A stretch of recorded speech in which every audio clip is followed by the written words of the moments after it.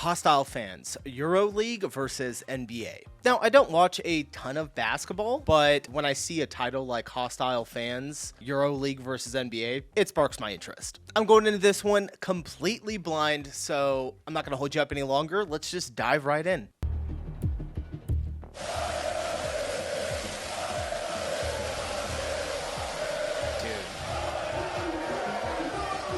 I already know 100% that this is EuroLeague, not the NBA. The fandom in Europe for sports is crazy. Like, all the flares. I'm always so curious where y'all are getting the flares from.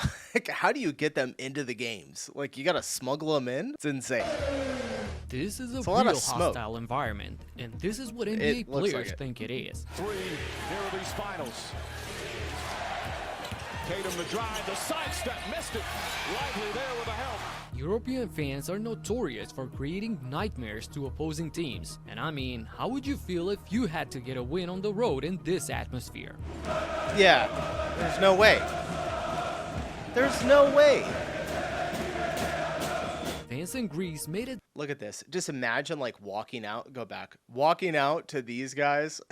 Like, you're the visiting team and you have to walk out and the lights are off. Everyone's jumping up and down, screaming, waving fire. Like, that is a hostile environment to be going into. Atmosphere.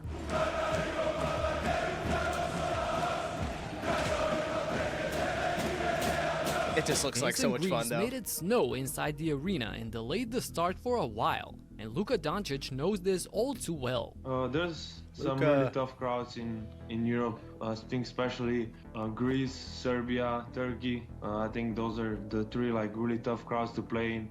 It's hard to listen to your teammate right next to you because they cheer so loud. Speaking of Serbia, Red Star Belgrade fans caused an earthquake in the arena. But look at the atmosphere. It is literally bouncing.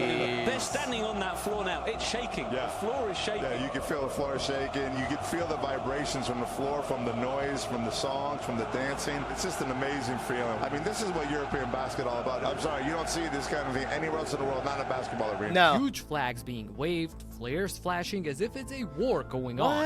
Massive drums pounding and leading the entire crowd to sing and yell all as one. By the way, I'm making this video from experience. I've seen a bunch. This is in my country, Macedonia.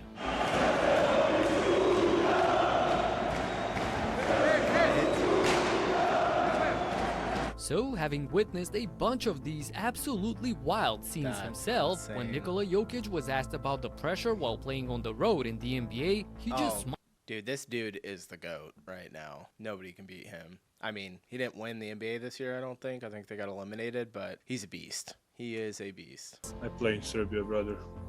I play in Serbia, so I wish you guys can feel that. Things are so crazy in Serbia that even the players themselves are joining the fans. This is stunning. Just imagine LeBron or KD doing this. They would never.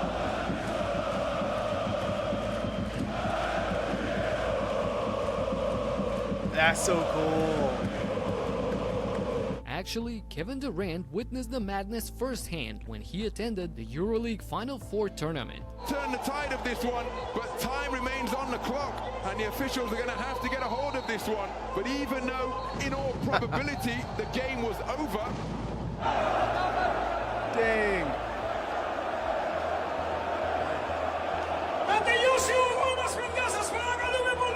And I was shocked to find out that all of this chaos was just fans welcoming Evan Fournier to the team.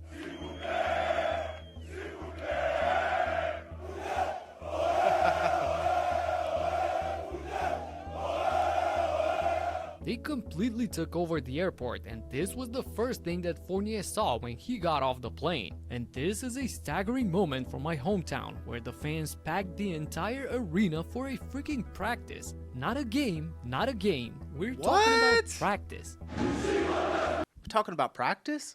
We're talking about practice. Not a game, not a game, not a game. We're talking about practice. Not a game.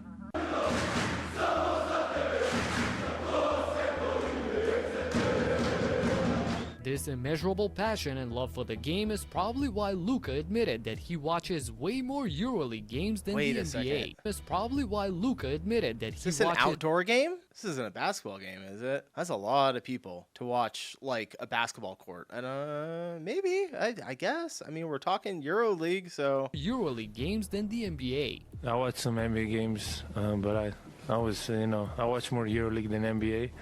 But if it's a really good game and it's on TV, I'll watch it. And one-off spectacles like this exhibition game played in Belgrade under open sky are just flat out stunning.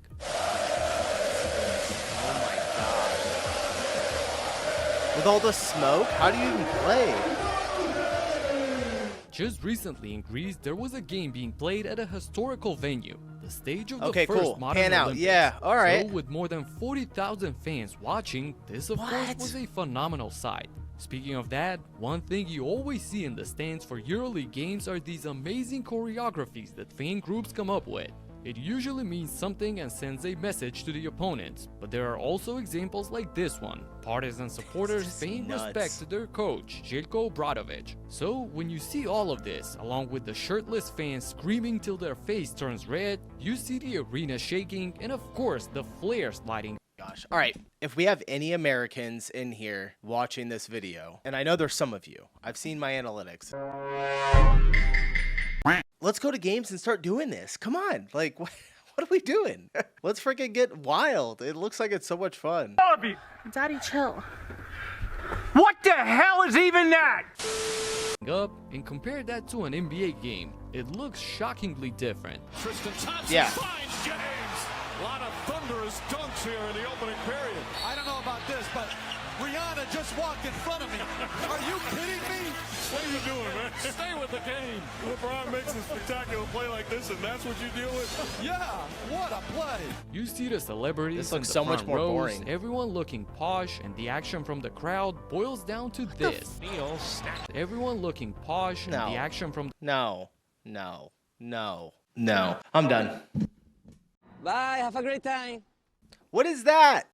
Neal snatches the board. O'Neal, a little too tough. Yeah, that's a tough one. Thing is, the whole culture is different. In the US, people go to a basketball game as a way of entertainment and treat it the same way like going to the movies or a concert. They have their drink, the popcorn, or the hot dog. In Europe, it's do or die mentality, both for the teams as well as the fans. Every single game. I mean, just look at some of the top coaches, the most well-respected minds in EuroLeague basketball. Watch their intensity during games. In your eyes, you're good guys. Fuck you, everybody. Fuck you, okay? You want me to repeat million times? Fuck you, this is not over. Oh my God. But they're a quality team. What the fuck is this, man? We end the march. Go 2 steps into the passing lane. 2 steps into the passing lane. I'm not gonna lie, this is kind of what I look like when I'm coaching my son's American football team. You know, not too far off. I'm a little bit more tame than this, but I can get up there in the craziness. What you said? What you said? What you said? Shut up! What do you want, Costa? Damn. Now you ask me what to play, huh? So all the life, you wait for me. Okay, all the life, any all of you. You don't have this in the NBA. One, because they just don't function like that. But two, and possibly more important, because there is no way you yell like this to the franchise superstar that's worth $200 million. Just imagine a coach berating LeBron like this. He would be fired before the game is even over. Heck, David Blatt, one of the best EuroLeague coaches at the time, got fired from the Cavs after a 30-11 record to start the season. By far the #1 team in the East, and just months after making the finals. In a league where entertainment is everything and superstars are the difference between a team being a contender or not, you definitely want the top dog being happy and the fans buying expensive tickets. Basketball has fallen off a ton. I used to watch basketball quite a bit, like a decade ago. I would watch the Lakers all the time. It was a lot of fun, but it just became just too political and boring and like soft. Like all the players became soft. EuroLeague looks A lot better. In basketball. So basically, they're the most important piece to the puzzle. Probably makes sense why like Luka is like one of the best players in the league, you know? This season, Partizan did the unthinkable and gave Obradovic a blank slate to craft his team. Not a single player from last season was left on the team, and the coach brought in an entirely new roster for this year. That's absolutely wild, but it's happened a few times. It's also worth pointing out that Obradovic is the winningest coach in EuroLeague history with 9 titles. So whatever reputation Greg Popovich holds in the NBA, Željko doubles that. So this trust is well deserved. If you've never watched the EuroLeague, this season is the perfect time to tune in, as there are going to be almost 100 former NBA players suiting up. I've actually started a brand new channel focused solely on the EuroLeague, so check out the first video. All right, I'll have to check that out. Pretty cool, pretty cool. I don't know if I can take on watching EuroLeague right now with the football that I want to be watching, so probably have to put it on the back burner for a little bit, but yeah, definitely really a good video. Appreciate you guys stopping in. Hit the like button, subscribe, stick around. If you guys got any recommendations, drop them in the chat or the link in the description. Appreciate you watching. I'll see you in the next one. Bye.